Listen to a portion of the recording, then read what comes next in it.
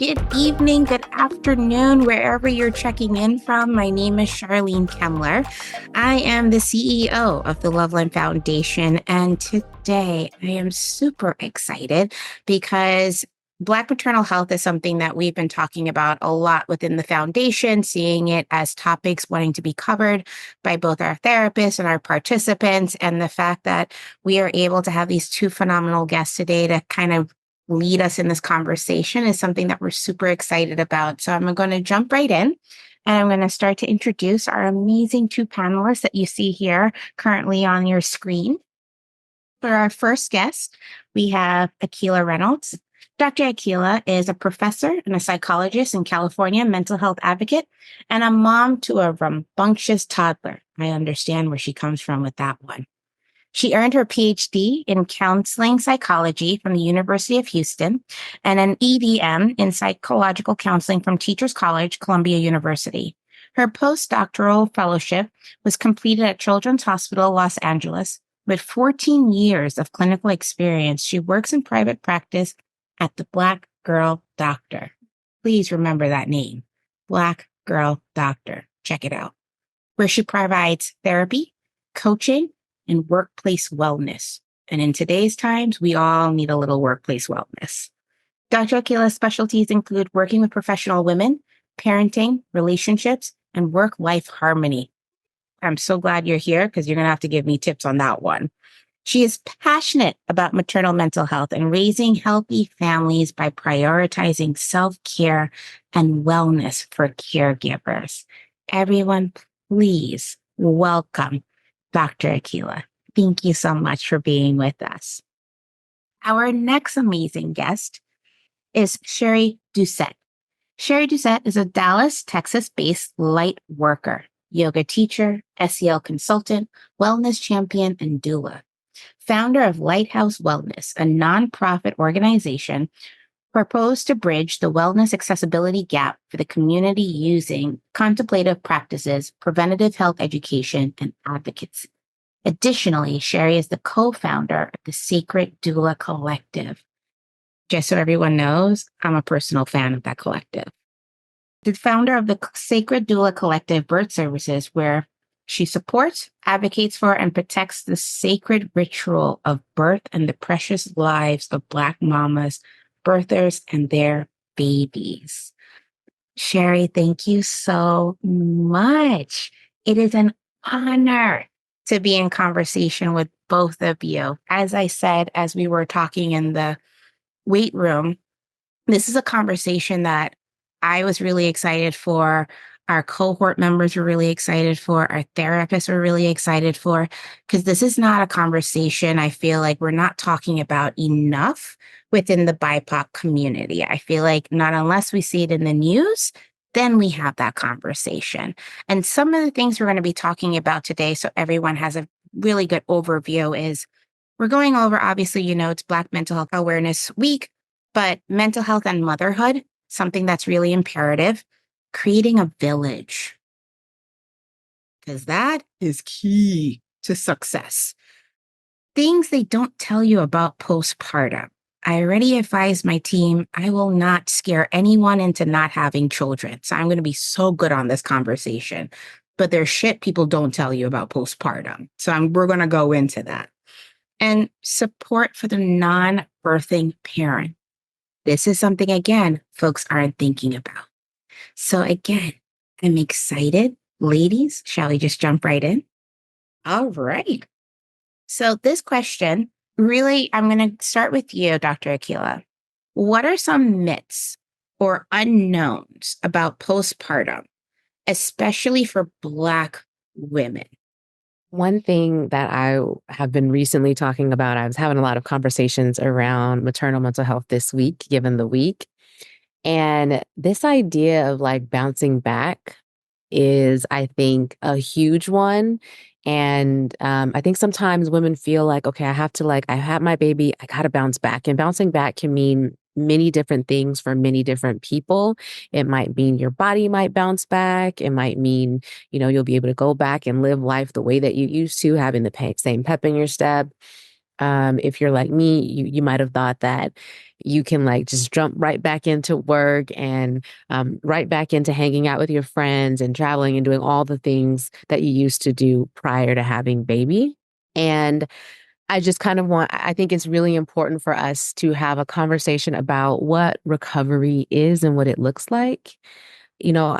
I think sometimes our society doesn't necessarily do the best. And so we might think like, oh, you just get like 6 weeks of disability if you're lucky, and then like you're recovered. And that just couldn't be more far from the truth. Research now is suggesting that recovery, and depending upon what recovery you're looking at, physical, mental, emotional, brain recovery, financial, career recovery. There's all kinds of recoveries, and that takes time. It might take, for your physical body, it might take 6 months to a year, up to 2 years, maybe even more for some people. Um, Repeat that, please, because it might take, I didn't know that it yeah, can take, you like postpartum can last longer than a year or two. yeah, I didn't realize that. And I was in postpartum, full disclosure. I had really bad postpartum after I had my son. But I just thought, well, suck it up. This is life. You're going to feel tired. You're going to feel this way. But I also didn't realize, why am I crying at every single commercial? Like there was yes. a point where I couldn't watch TV. It would be the simplest thing as someone just offering a chocolate bar to someone else, and I would be bawling, crying. And I love the fact that you brought that up, because I think that's a myth people think with postpartum is that, oh, it's like a month or two after your kid. No, it's for many people much longer, and that varies by person. There have been some studies about your brain sort of still being changed 6 years down the line, and some indication that maybe there is like some things maybe just fundamentally shift about you. And so I encourage people to think about, who are you now, or who are you becoming, or how are you becoming this person, and how might you integrate who you are now, the parts of you that you may miss and love and enjoy of the past, and who you want to be in the future. Love it. And then I would go, with Sherry, I would love for you as a doula. This is something that I love you as a doula, by the way, because I think that as you are starting the journey of wanting to become pregnant, there's so much information and so many resources, and you feel like you're really well prepared. But the day of the birthing and then after, that's the part I feel like we don't really talk about. I didn't even know there was something called a postpartum doula. Can you please go into this? Because I think people are thinking they have to suffer internally by themselves. And I think this is something innate in us as Black women. We're always the fixers. We're always the one as seen as something. I hate when people are like, Black girl magic. Black women are always strong, but it almost makes us feel like we're superheroes, and we're not. Mhm, We bleed the same way as everybody else, mhm. but it is this innate feeling of, well, I have to take care of things because I've always taken care of things. We've always been the leaders within the family. But how do you ask for that help? And I would love for you to just go into the role of a doula leading up to the birth and then during postpartum, because I think those two things, I don't think people realize is an option. Well, first of all, thank you so much, Charlene, for having me here today. It is just really a pleasure and an honor to be here with you and Dr. Akilah on the first day of Black Maternal Health Week, and the on the first national holiday, new national holiday or observance of National Black Doula Day. That's me. Yes, we have a holiday now. So that's amazing. I think you brought up a really important point about the kind of unknown aspect of postpartum, which we like to refer to as the fourth trimester, right? To really help folks make that connection that postpartum is not a separate season, right? It is continuity. It is a part of pregnancy, right? And so you're right, there's very little attention paid to that part to that extension of the pregnancy. And we really, as doulas, we really put a lot of emphasis there. For instance, we encourage our clients to use a service called Be Her Village, right? It is a very thoughtful way to crowdfund your postpartum period, right? So you're thinking, okay, having a baby in America in this culture is really expensive. And so how will I support myself through postpartum? Be Her Village is wonderful. And so, yes, there are postpartum doulas who attend to the needs the mother or the birthing person, which is really important. So you think of it this way. The mother or the birthing person is cocooning, caring for the baby. But who is cocooning and caring for the mother or the birthing person? That's where the postpartum support comes in through a postpartum doula. That looks like cooking meals, right? Helping to do, some light housekeeping, making sure that mom or the birthing person is taking a sitz bath to attend to the really tender area of the perineum, or to tend to check on the C-section scar or incision and so forth. So that's what that could look like potentially. I love it because I think it is, you said something that really struck a chord with me where the village really is another form of philanthropy. Mm. It's a way that it's a collective philanthropy that we do where I don't think people realize philanthropy doesn't necessarily always have to be the financial means. It could be that simple, small step as, hey, let me come over and let you just take a shower. Hey, let me just come over and take a nap. Or, hey, I'll come over and I'll fold the baby's laundry because there's a lot of laundry. Things like that, I don't think people realize are amazing resources, and it's okay to accept the help when it comes. That was something that was really great advice that was given to me because I created my own little village. And I truly think that's what got me through. And also, one of the things I really appreciated during my postpartum was my postpartum doula also was very aware of the fact that my body was reacting very differently after I gave birth. I didn't notice. I assumed that it was just, oh, it's a migraine. I have migraines all the time. It's fine. Little did I know it was a warning sign that my body wanted to start shutting down its organs. Mm. And I ended up back in the hospital. So one of the things that I'm always grateful for is my amazing OBGYN, but also my postpartum doula, who was able to see the signs before I was able to see the signs. Because I think sometimes you're just so tired that you're just like, this is what my life is supposed to feel like. I'm supposed to feel tired. I'm supposed to have this headache. Yeah, because you're only sleeping like 2-3 hours while you're feeding the baby. So it's like one of those things. So I love that.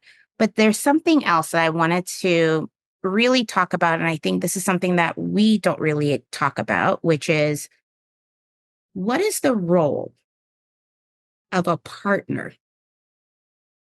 during birth and after birth? Because this one, I think people think that they're just supposed to be there to help you breathe. And my husband got the best advice from his best friend who had 3 kids. And he said, your job is to be her advocate. That is your job. That's it. To what she says, that is your job, is to be an advocate. And he was. It was amazing because at that point, there was so much going on. I couldn't think about certain things, but he was on top of it and he made sure certain things were done. Would love to know both of your opinions. What, like for partners, what is their role during both pre and post? And I'll let either one of you take it. I'll take it. I'll start first. So, I mean, you are on the money, Charlene. Frontline support person is your partner. If you have a supportive partner in your life, right? Because what we know is that that's not a reality for everyone. But if that is your reality, that is your partner's role, to be frontline support. As a doula, I'm there to educate. I'm there to support. I'm there to encourage you to use your voice, but I cannot be your voice in the birthplace. That is the role of your partner. And without your partner, that is your role, is to speak up for yourself, to advocate for yourself. But I am a believer that it is almost impossible, though we have been forced to do it. And just because we do it doesn't make it right or normal. Let's not normalize dysfunction, but we cannot be a self advocate and a patient at the same time. Let me say that again.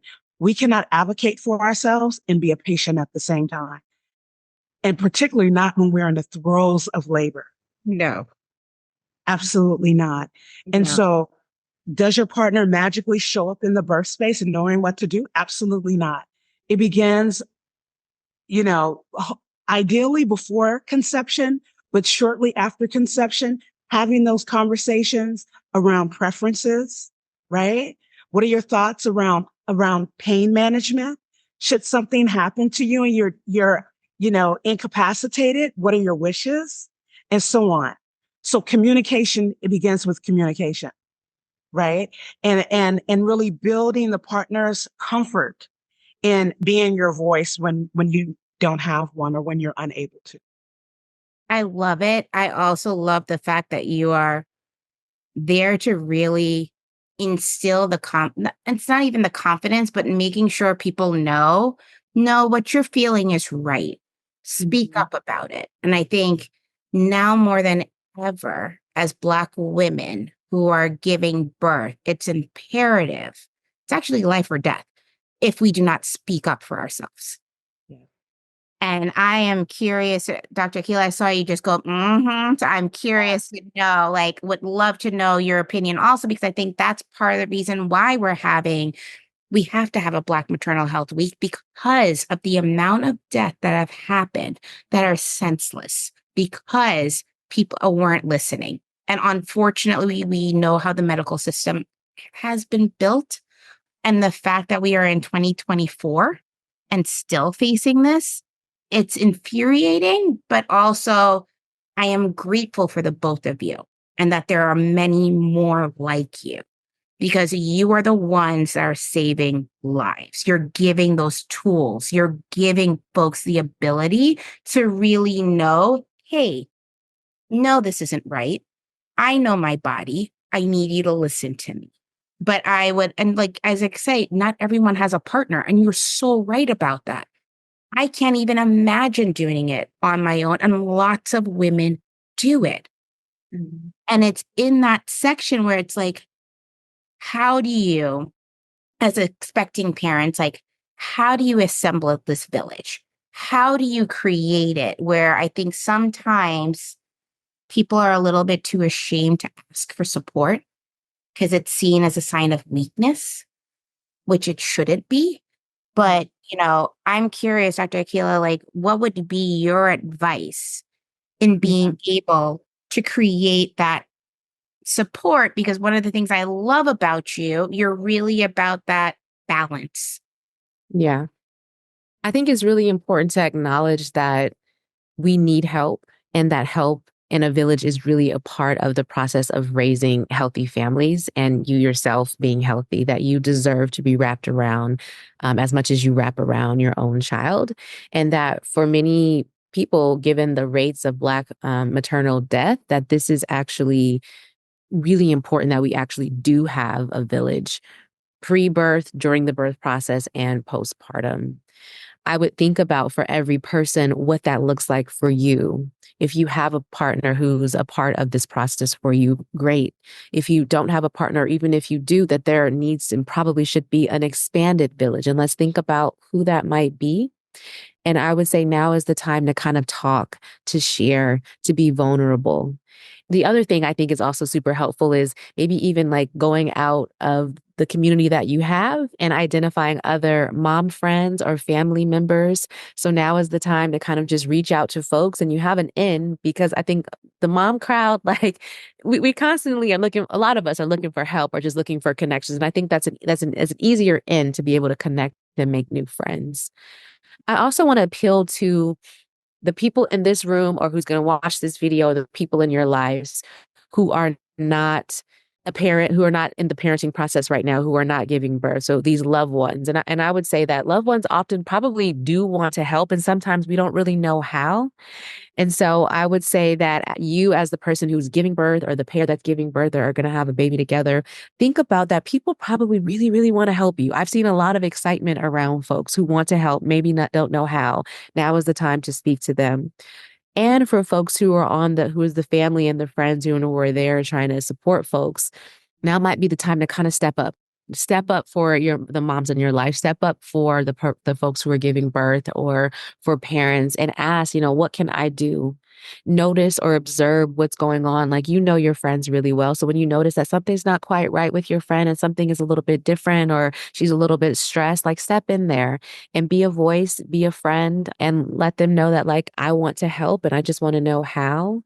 And I'll also say, like, when people like are not really sure like how to help or what to do, I think sometimes when a baby comes, there's so much excitement around this little soul. And it makes sense. They're so cute, they're adorable, they need to be protected.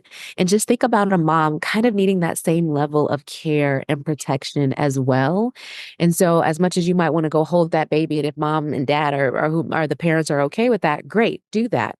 But sometimes what might also be helpful is cooking a meal. Sometimes what might also be helpful is doing laundry, is picking up clothes, or giving the parent 4 to 6 hours of rest or sleep. So just think about, all kinds of things and let your heart out, let your heart show right now. Now is the time to be really hardy and expose like who you are and that you love and care about each other and you want to step up and be that village. It's almost like allow yourself to be loved, Yes. To be held, to be To be held. held. I love that. to be Thank you. swaddled, Yes. to be swaddled, right? Yes. Dr. Akilah, I couldn't agree more, right? And I think that there has to be this reclamation around birth within the community, right? Like the community has to rise up, stand up. This isn't new, right? Yeah. This is in our DNA, right? That the community, whether it's the aunties, the other women, neighbors, they just knew to stand in the gap, right? And Yes. that when there was a baby being birthed, there was, a warming soup that was being prepared over the fire, right? And if there were other babies, those babies were being rocked and tended to, right? And then there was a circle to, envelop the partner. So it was all community based. And we have to get back to that. We have to reclaim this. It's not new. It belongs to us. I like to begin reminding my clients when I work with them very early on, begin saying yes to everything. When you're Ooh, in the checkout and you have just 2 bags of groceries that ordinarily you would carry yourself and someone offers, say yes. It doesn't feel good. It's not normal, but with practice, you will strengthen that yes muscle and you will be able to soften. So when postpartum arrives, it will feel comfortable within your skin to fall back and allow yourself to be held, right? Because in order to be held, you have to trust that there's this infrastructure in place that's strong enough to hold you. So if you're building and establishing that muscle throughout your pregnancy, it will feel good in your body, in your skin to fall back and to be held. the practice of saying yes. Mhm. That is, ooh. Again, see, I told both of you during our waiting room, I wish I had spoken to both of you before I had my child. I would have said yes more times. Yes, yes, yes, yes to everything. But I remembered I had a friend who came down from Canada and they literally just came down for the weekend and took the baby and said, I just want you and your husband just to sleep, rest. They cooked dinner, they cooked lunch, they cooked breakfast, they did everything. But they were like, you did that for us when we had our kid. So you think we're not going to come and do the same for you when it's your child? Like, we're coming to help you. And it was first of all, it was the best sleep ever. And also, again, it is the process of saying yes. It is not a weakness of saying yes that you need that support. And I think you said it perfectly where normal days, yeah, before you had a kid, yeah, you probably could have carried those bags, no problem. But now you have a kid, your body has changed. And I think people don't realize, I think people just think like, oh, the physical appearance is what we're talking about with the change of the body. But when we're thinking about postpartum, this is something where I would like for us to go in a little deeper on, because I think some people still are unclear what exactly is postpartum. Like, it's kind of like one of those words you hear thrown around all over, but I think some people still don't understand fully what postpartum is. And I would love for you to kind of go into it a little bit more about postpartum and what you both have seen in your profession at what postpartum, because I think the examples of having my therapist go through with me, are you feeling this? And when I went through, like, yeah, she's like, okay, let's start you on some medication. We've tried this long enough. And that was a fight for me. I personally thought I had failed as an individual. This is me being very raw and honest, and maybe I shouldn't be this raw and honest, but I also hope that maybe me being raw and honest, somebody else may feel seen and feel not alone. But me going on that medication was really hard. First of all, it's the best thing that's ever happened to me. I was like, why didn't I do this sooner? But realistically, I got the prescription and I probably didn't fill it for a month because I was having that internal dialogue with myself where I felt like I was failing as a mom. Like I was failing as an individual. Like, why is it that I just had this beautiful baby? I'm thankful that I have my life, but I still feel like I'm in a fog. I feel like I'm having an outer body experience. I don't feel like myself 100%. And I finally understood those commercials with they had the happy face that they put it in front of you, but behind that was me. I was pretending. And it took a while for me to even admit that. A year it took me to admit. So I would love to hear, and I would love to start with you, Sherri, like with your experience, what are some things that you've seen? And then Dr. Akilah, I would love to hear also on your end what you've seen and what are some of the tools and tips that you can provide so that we are destigmatizing postpartum depression and that we are just destigmatizing the process of what postpartum looks like. So I'd love, please, Sherri, do you mind starting? Of course. Yeah. So postpartum, in short, is the period immediately following. It begins immediately after birth, right? I like to think of it as the period of becoming or the season. It is a season. It's not a day. Postpartum is not the day that you give birth and then that's it. It is your entrance into the season of becoming. Right. When I say becoming, you not only did you birth a child, but you birth yourself, this new self. Right. Can And we talk about that? Go into that also, because Charlene 2.0 is very different from Charlene 1.0. So let's go into that as well, because perfect. absolutely. And so in that birthing the new Charlene or the new person, right, there's this grief that's interwoven into the joy and the ecstasy of giving birth and greeting your new child, right? I believe two things can exist at the same time, right? You can be blessed and bothered at the same time in the same moment, okay? The period of postpartum is broken into three parts. So there is the acute phase of postpartum, which is the 6 to 12 hours following birth, right? And so it is important for the birthing person or the mom to be closely monitored for things like post-birth hemorrhage, eclampsia, right? Like you said that you were exhibiting a headache and it turned out to be a signal to something greater, right? So 6 to 12 hours, you really need to be closely monitored. 2 to 6 weeks, that's the second phase, right? And that's when there's a lot of change around your metabolism and your mental health, right? So you think the first week, the 10 days, I'm doing great. And then the coast is clear, not so fast, right? Around that 2-week mark, that's when things start to get really real, right? That's when That's when you're no longer running off of adrenaline and you're just straight up exhausted. Okay. And there's a lot of hormonal change that happens immediately in the beginning part of the postpartum period. They say that the hormonal shift that occurs right after you give birth is bigger than puberty, is bigger than menopause. Okay. If you've ever experienced either one, then you know it's huge. And then we have the delayed period that follows the 6 weeks, and it extends out to Dr. Akilah's point, 6 months to 3 years. There's a lot of internal healing that's occurring around the connective tissue, the pelvic floor, urinary tract, the breasts, every part of your being. Okay. What was the next part of that question? So we've established what postpartum is, right? We established that it is a season of becoming.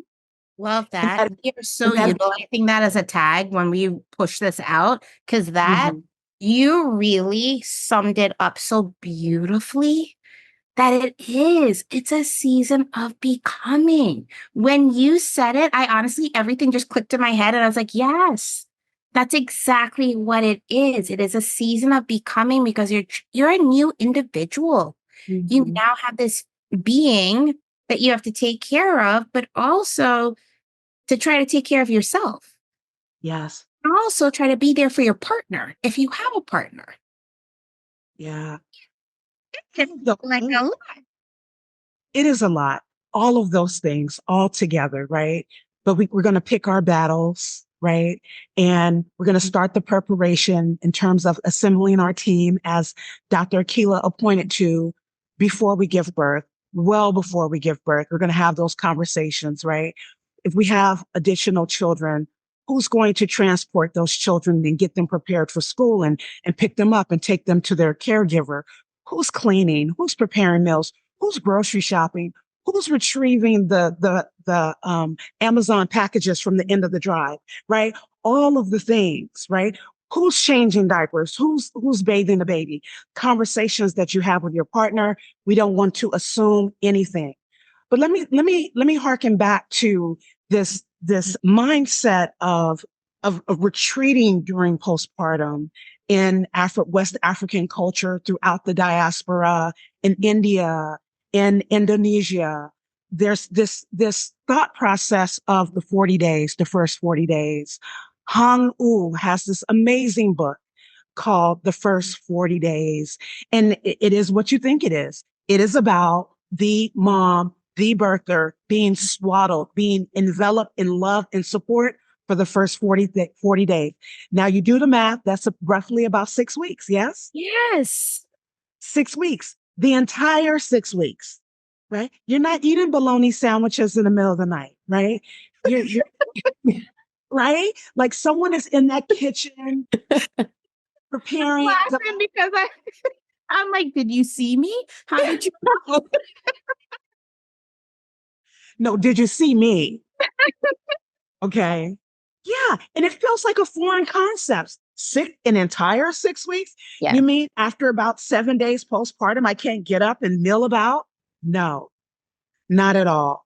And so we recognize that in this culture that we live in the United States of America, it is an extreme privilege to receive that type of care for 40 days. Yeah. And so I like my clients to think of it this way, right? And it's more of a compressed 5-5-5 rule. 5 days in the bed, 5 days on the bed, 5 days near the bed. First 5 days, your business is in the bed, under the covers, tucked in, water, meal, snacks magically appear bedside. First 5 days. Second 5 days, on the bed. Feeling a little fancy, maybe you put on a little leisure outfit, you're on the bed. But you don't tend to anything off the bed or out of the bedroom. The third week, near the bed. Maybe there's some baby laundry that appears in a basket next to the bed, and maybe I'll fold some laundry, right? Maybe there's a book that I'll retrieve, right? but we really need like to shift it here, right? To enact change here is that the community, society, families need to surround and swaddle our birthing community. Yeah. Oh, thank you. I love the 555 also, which is Mhm. interesting. It was hard with my postpartum doula for me to do that. Yeah. It was hard because I was like, but no, when you go, I still got to do these things. So you're not helping, man. Like I just got to, and I was like, no, your body just went through a lot. You need to rest. And it's that ability to try to switch off to rest was really hard. But I was also grateful to have that person to be like, no, no, no, no, no, no, no, no. No, you're not taking a conference call next week. No, just because you're home, it doesn't mean you're off. Like it doesn't mean like, oh, you can fit one meeting in between feeds and that's okay. Like it's difficult, but I think having these conversations, I'm really hoping people are feeling less judgmental about themselves and how they're feeling and knowing that it's imperative after those like that first 6 weeks after giving birth, you need to take care of yourself. And I always go back to the airplane. Yeah. They always tell you put your oxygen mask on first before you help anybody else. And I think what you're leaning into is exactly that. But my other question is, what about the non-birthing parents? Because I feel like sometimes people feel that, non-birthing parents, they don't go through postpartum. They don't go through any of that. Can we talk about that a little bit? Because I think it's imperative because as we said, it's very different for everyone. So we want to make sure we're tackling every single avenue so folks feel like, oh, thank you. Someone's talking about the folks that weren't like actually were the non-bearing side of things. And I would love to know, Dr. Akilah, like for non-birthing parents, is it a thing that they can experience postpartum? Absolutely. Yes. Can you say it a little louder? Because I think they're all clapping, saying thank you. Final, yeah, yeah. Someone finally, because I think some people will hear that and be like, you didn't go through that. So why are you coming and telling me you got postpartum now? You didn't carry the kid. Please It go in. changes when you have a baby in the home, it fundamentally changes everything about the home and everything. Like if you were a dyad, it changes everything about that diet. If you were a triad or had other children, it changes everything about the system. And so everyone involved is susceptible. About 10%, some studies suggest that about 10% of non-fathers or non-birthing parents have a perinatal mental health disorder. And so I think that it is really important that we also include them in the discussion, particularly when we're talking about the community and the village. I really appreciated what you said, Sherri, around like wrapping moms and wrapping the birthing parent, as well as the community wrapping the non-birthing parent and the entire family. And what I hope about these kind of conversations is that it shifts the culture. It shifts the expectation. It shifts the way that we do things so that we have a more holistic approach to taking care of people and families during this time period and beyond.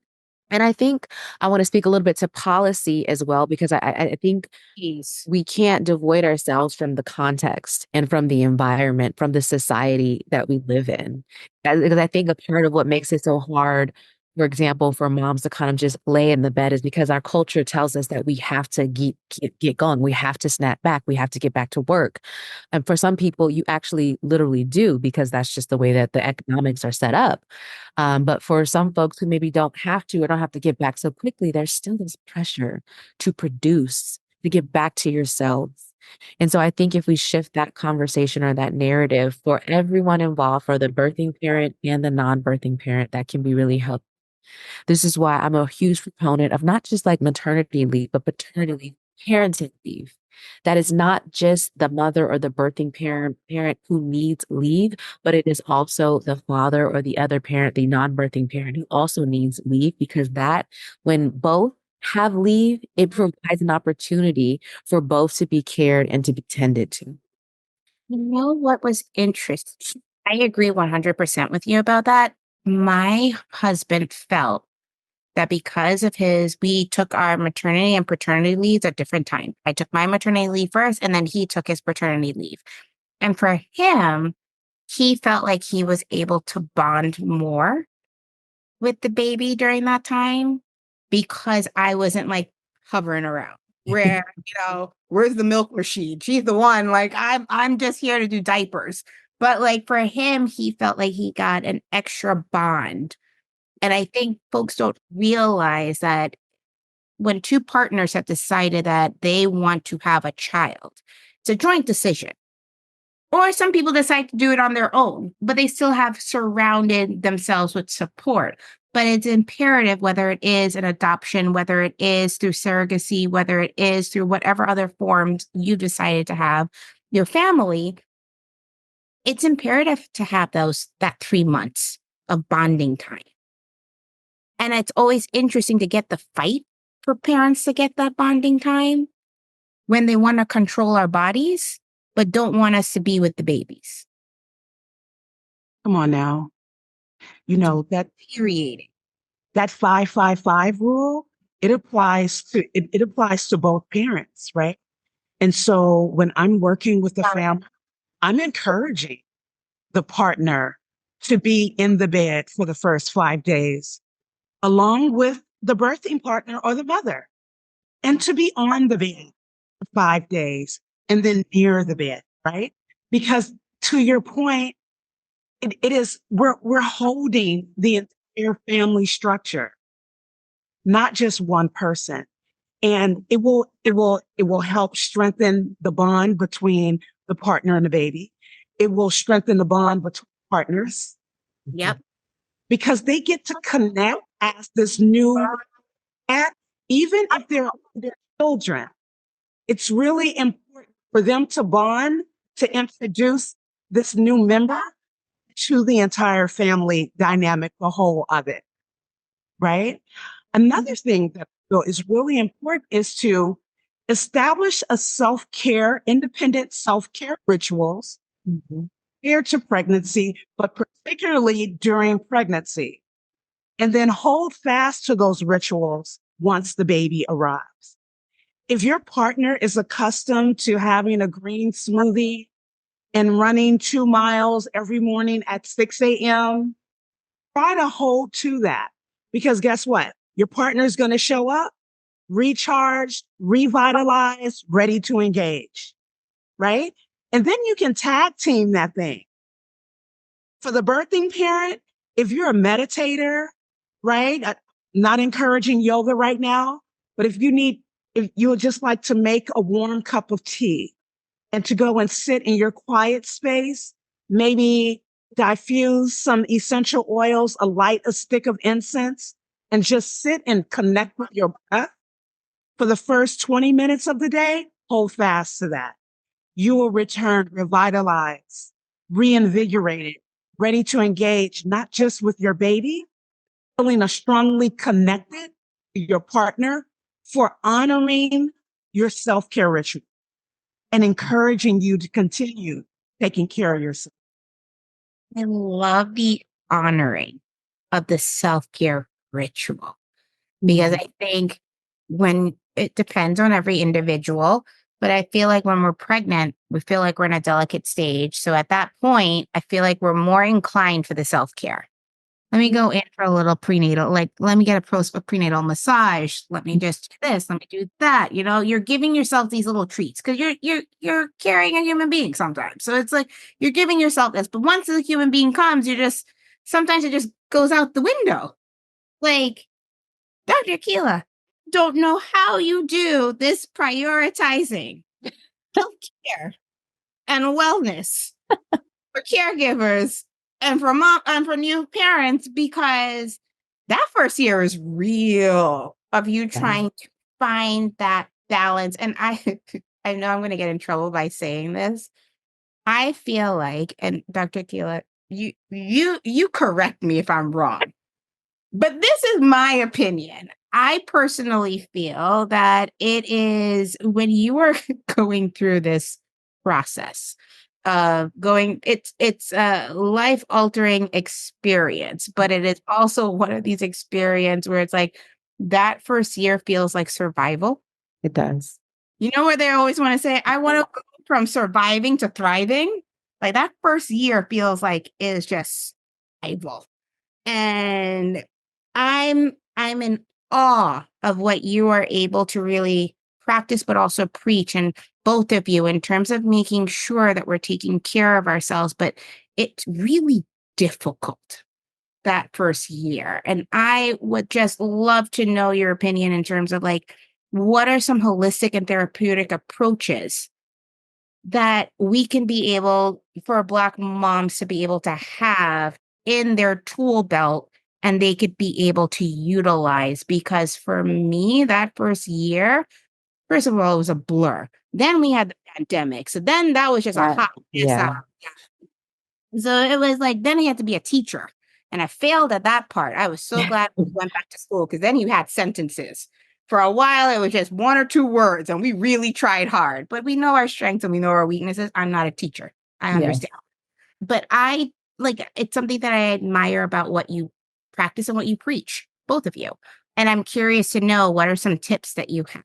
I think recognizing that this time is hard and acknowledging that this is going to be a difficult time, and at the same time finding even small pockets of joy.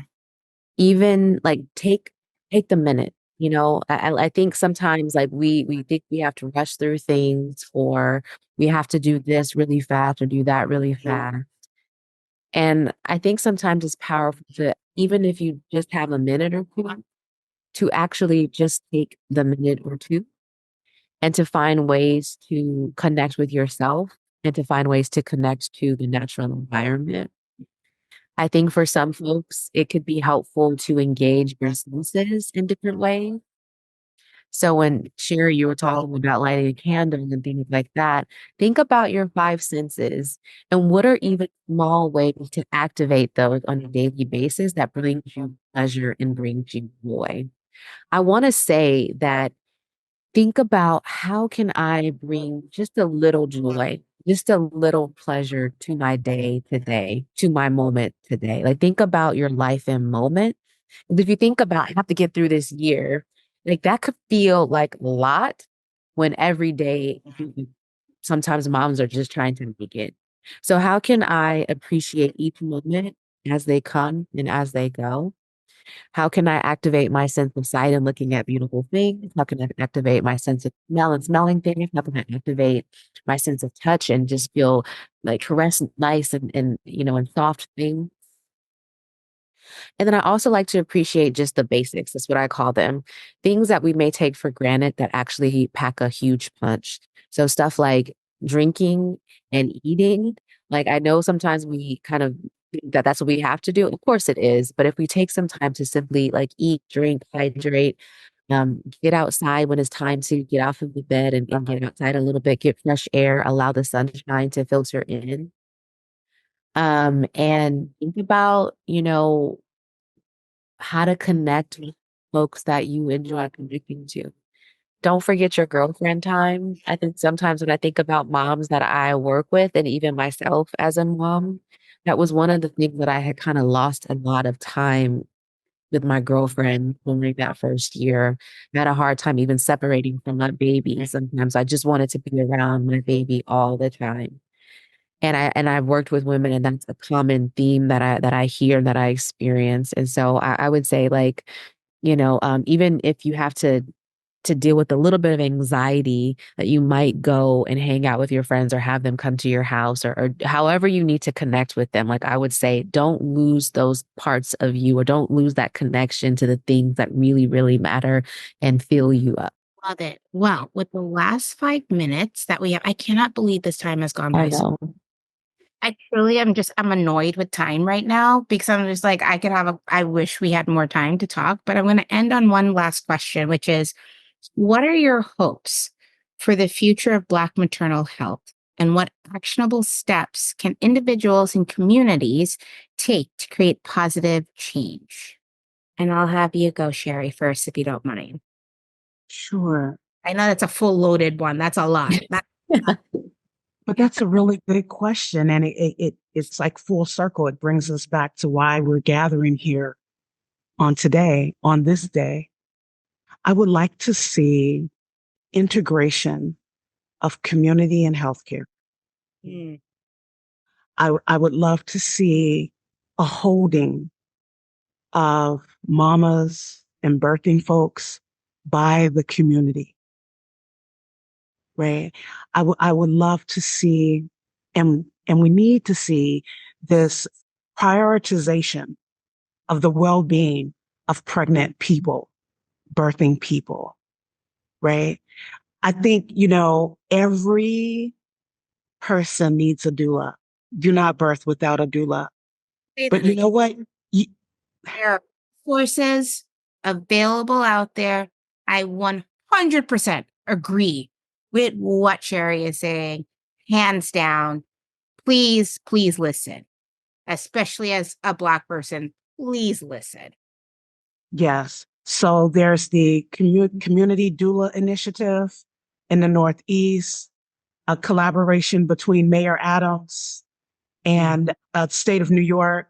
There's also doula scholarships funded by a collaboration between Mama Glow and Carol's daughter called Love Delivered. In about 6 to 7 major cities throughout the United States, there are resources.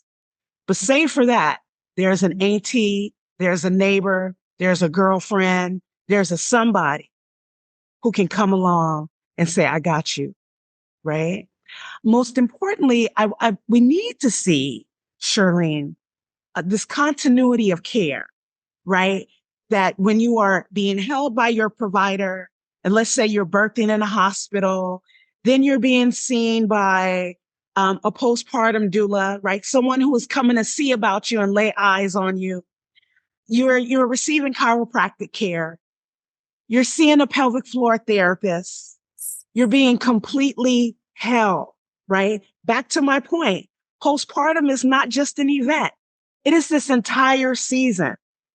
And so I really want to see more care, more thoughtfulness around the holding and the overall well-being of our birthing community. I love that. I want to sort of just echo that. And I think it's really important for us as a community to really get back to our roots, where we really do have a village surrounding moms and families. When I think about shifting like the culture, and when I think about my hopes for Black maternal well-being and health, I think about addressing that on like 3 different levels. So one is for moms to really, and a birthing parent to really take care of themselves, to really think about and be honest about what it is that I need during this phase of life to really feel tended to and cared to. On that next level, I really want to encourage communities to wrap our arms around moms, birthing parents, families, especially during this critical phase in a child and in a mother and a parent's life, those early stages. I think that strong moms, particularly in the Black community, means strong children, means strong families, means strong communities. And in order for us to have strong moms, we have to have strong families and strong communities wrapping ourselves around said moms. And then on the last level, because I think that policy also is extremely important, I encourage us to advocate in any way that we can for policies that protect Black moms, particularly in dealing with racism, the effects of weathering, and the impacts of discrimination on Black moms in particular, and also supporting better family leave policies that really allow moms, dads, birthing parents, non-birthing parents, and families to have this really critical time in a child and in a parent's life be for them, be a time that's truly, truly about rest and recovery and restoration. Slay talk forever. That was like a perfect way to end it. From your lips to their ears. Hopefully, we can create some change collectively together. When I tell you my heart is full, I am beyond grateful for both of you. Thank you so much for being with us today. And for trained in, I hope you are walking away with more knowledge. I hope that you feel like you learned something, but also if you were going through something, you feel like I wasn't crazy. This is normal. And I think the more we have these conversations, the more normalization it's going to be, the more awareness it's going to be, the easier it's going to be for us to all lean in and create that generational healing and change that we so want to see within our community. So I am grateful to both of you for the work that you do. And thank you, thank you, thank you again for coming and talking with me and with our audience. And to everybody else, I hope you guys have a fabulous evening, afternoon, wherever you're checking this in from. Thank you again. If you missed anything in the beginning, you can go on our YouTube channel, the Foundation. We'll be posting it up. You can also follow us on our social media handles. It's Love One Foundation on all social platforms. We'll have new thing that we're doing is we're taking out the top 3 things that we're getting out of these conversations and posting it out there. So we will be seeing the 555 again. Don't worry. In the season of change, Season of becoming. season of becoming. Thank you both. I hope everyone has a really great Wednesday and Thursday, Wednesday. What day of the week I don't is know it? what day. I think it's Thursday. Thursday, okay. Well, you can tell I'm ready for the weekend. I hope everyone has a really great evening, and I will talk with you soon. Have a great one. Thank you. Bye.